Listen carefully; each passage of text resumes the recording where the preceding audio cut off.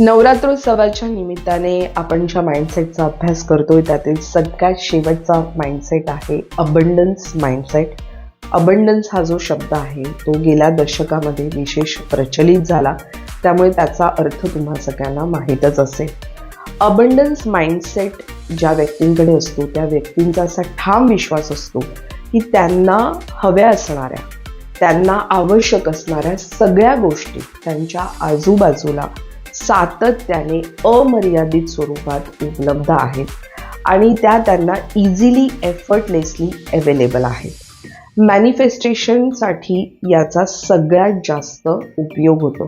तुम्हाला जर कोणती गोष्ट मॅनिफेस्ट करायची असेल तर तुमच्याकडे अबंडन्स माइंडसेट असणं अत्यंत आवश्यक आहे. आता तुम्हाला जर अबंडन्स माइंडसेट विकसित करायचा असेल तर विन विन या टेक्निकचा वापर करा.